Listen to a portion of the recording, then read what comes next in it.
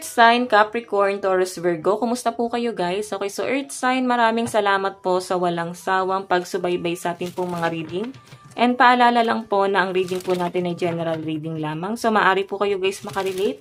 Maaari rin naman pong hindi, kaya gawing gabay lamang. Okay? So tignan po natin Earth sign, Capricorn, Taurus, Virgo. Gabay kapalaran po. Okay? Earth sign, gabay kapalaran po. Oops.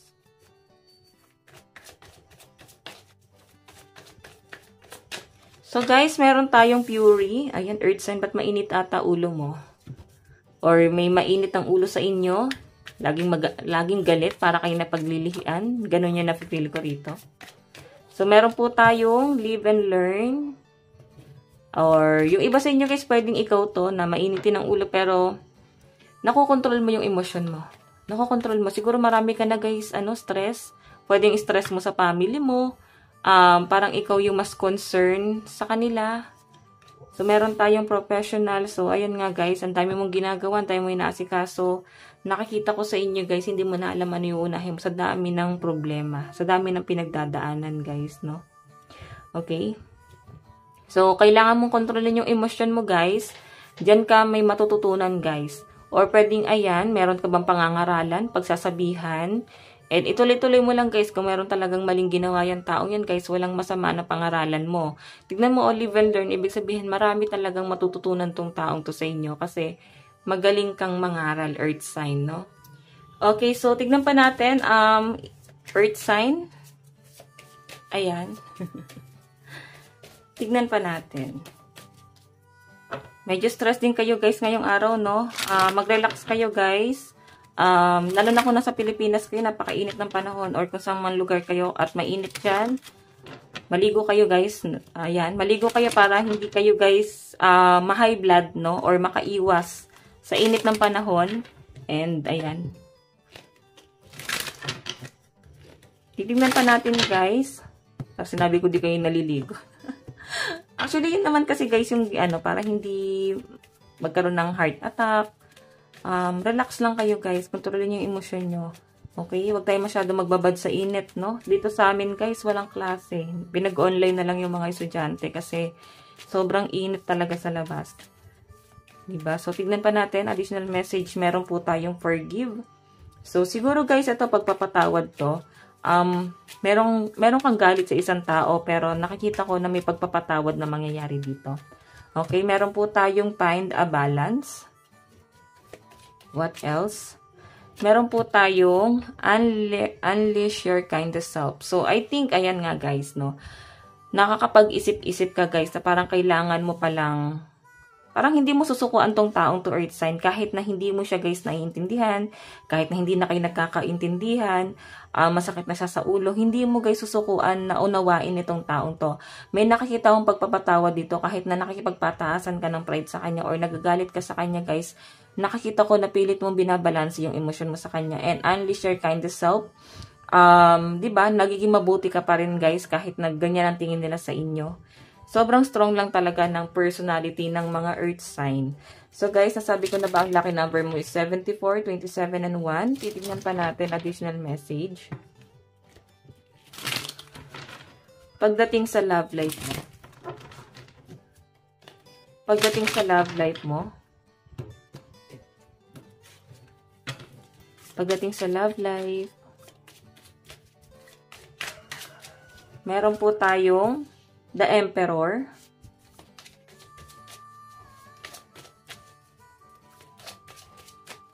Meron po tayong Page of Swords.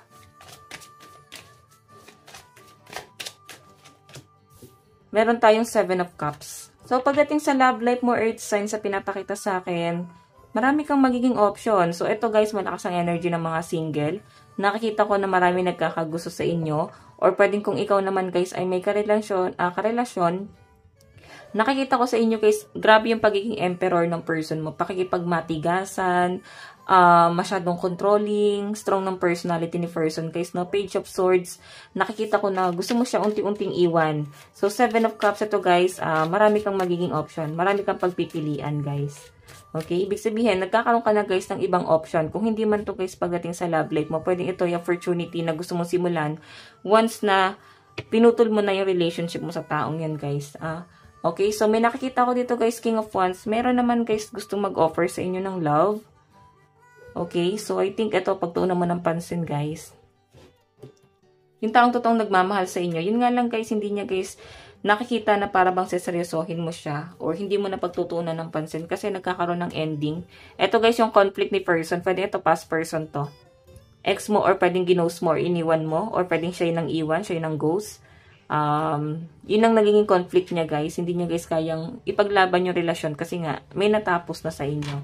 So maaaring itong karelasyon mo guys, ayan, mahirap talagang pakisamahan sa nakikita ko sa kanya. So tignan po natin pagdating sa daloy ng pera po ni Earth Sign. Daloy po ng kaperahan. Pagdating po sa kaperahan po ni Earth Sign. Meron po tayong 3 of Pentacles. Ayan, ibig sabihin may tulong na paparating. May nangako ba sa inyo ng tulong or pwedeng ino-operan ka guys. Yun ang nakikita ko. Pwedeng may pag-increase sa sahod mo. May nag-o-offer pero nakikita ko guys, pag-iisipan mo itong mabuti. Pero yun nga guys, sayang din no. Malaki yung offer na to or pwedeng nag-i-increase yung sahod mo. Pero yun nga guys, pwedeng ilalagay ka sa ibang department, mas mahirap sa trabaho mo ngayon. Ganyan. So, meron po tayong Ace of Wands. So, temptation talaga, no? Maaakit ka dun sa sahod. So, I think i-grab mo rin yung opportunity. Meron po tayong Temperance. So, eto guys, yung Temperance kasi guys, nagbabalance pa rin. So, natitempt ka pero pinag-iisipan mo pa. Ayun. Kasi inisip mo dito yung magiging pagod mo ron. Or pwede na pamahal ka sa trabaho mo ngayon. I think pag-iisipan mo talagang mabuti guys. No? Ayun no. Okay? Hindi mo siguro kayang iwan yung mga katrabaho mo ngayon na napamahal sa inyo. So, tignan pa natin guys ang inyong advice. Earth sign. Advice po. Meron po tayong loyalty, responsibility, relationship, construct, self-care. So guys, eto nakikita ko yung pagiging loyal mo sa family mo kasi talagang focus ka sa responsibility mo kahit na todo kayod ka sa trabaho. Nakikita ko rin yan. Pumipiyok na ako guys.